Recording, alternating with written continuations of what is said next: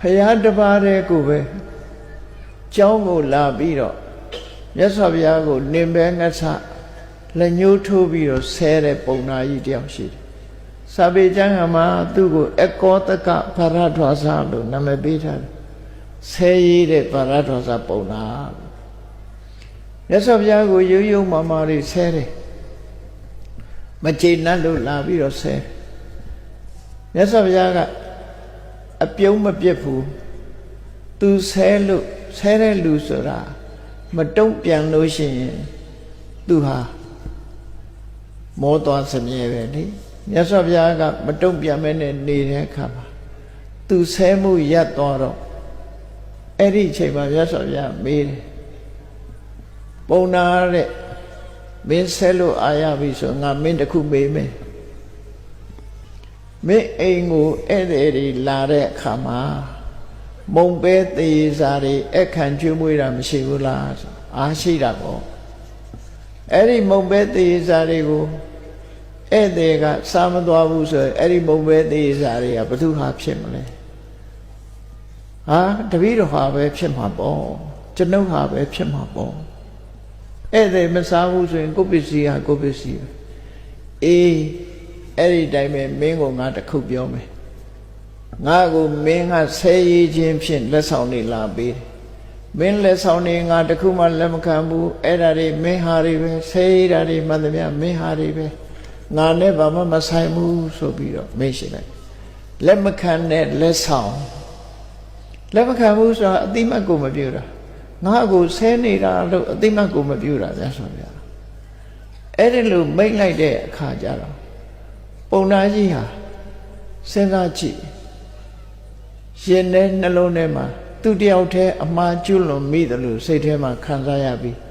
အဲ့ဒီမှာတည်းပဲမြတ်စွာဘုရားကိုကြော့ဝန်ချပြီးနောက်ဆုံးမှာတပည့်ခံသွားတာဖြစ်တယ်ပေါ့အဲ့တော့ဘုရားရဲ့တပည့်တာဝကဖြစ်ကြတဲ့ဘုရားကိုကြီးညိုမြတ်နိုးကြတဲ့ဘုရားဝတ္တဝင်သူတော်စင်တွေကိုကိုလာဆဲလို့ရှိရင်အေးသူဆဲတာငါကပ်ပါတာမှတ်လို့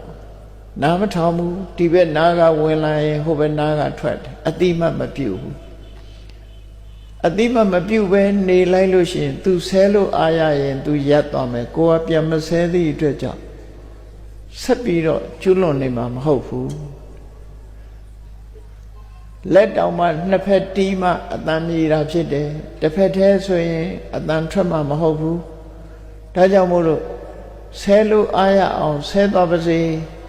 ငါကတော့မင်းဆဲသမျှငါအတိမတ်ပြူဘူးယင်ထဲမှာအမှတ်မထားဘူးဆိုလို့ရှိရင်သူဆဲတာသူနဲ့ပဲသက်ဆိုင်တယ်ကိုနဲ့မဆိုင်တော့ကိုပစ္စည်းမဟုတ်လာတော့လက်မခံနဲ့လက်ဆောင်လို့သဘောထားပြီးဆဲတာကိုယင်ထဲမှာမှတ်မထားခြင်းဟာလက်မခံနဲ့လက်ဆောင်ပဲဖြစ်တယ်ဆိုတဲ့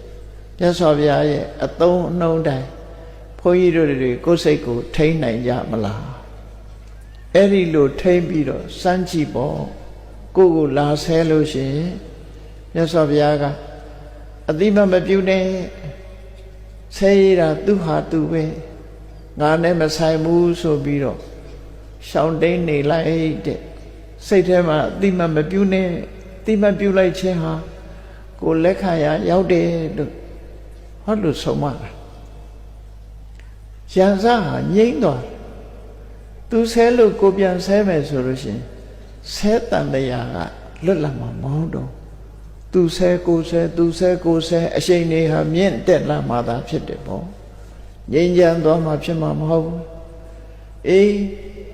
ကမ္ဘာငြိမ်းချမ်းရေးကြီးကိုလိုချင်တယ်ဆိုရင်မြတ်စွာဘုရားလမ်းစဉ်မှာတပါတခြားနည်းလိုက်เสียမရှိဘူးလက်နဲ့ကြီးတွေတကားကကင်ထားပြီးငြိမ်းချမ်းရေးစကားဆိုးနေတာဟာအလွန်ကိုရဲဝဲရကောင်းတယ်ပေါ့မြတ်စွာဘုရားရဲ့တရားဓမ္မအဆုံးအမနဲ့ကြည့်မယ်ဆိုရင်6လုံးမြူခါထိုးပြီးငြိမ်းချမ်းရေးစကားပြောနေလို့ဘယ်တော့မှရမှာမဟုတ်ဘူးမငြိမ်းချမ်းတဲ့အလုပ်တွေလုပ်နေကြရင်ဘယ်တော့မှငြိမ်းချမ်းမှာမဟုတ်ဘူးဆိုတာအလွန်ထင်ရှားတယ်ပေါ့နော်အလုံးဟာတယောက်နဲ့တယောက်အနိုင်ရချင်နေတယ်ဆိုရင်ဘယ်တော့မှငြိမ်းချမ်းမှာမဟုတ်ဘူးကဘာကြီးဟာငြိမ်းချမ်းရေးမရနိုင်ဘူးမြတ်စွာဘုရားနီးသည့်သာလင်တကယ်ငြိမ်းချမ်းရေးကိုရဆွမ်းဆောင်နိုင်မှာပဲဖြစ်တယ်ပေါ့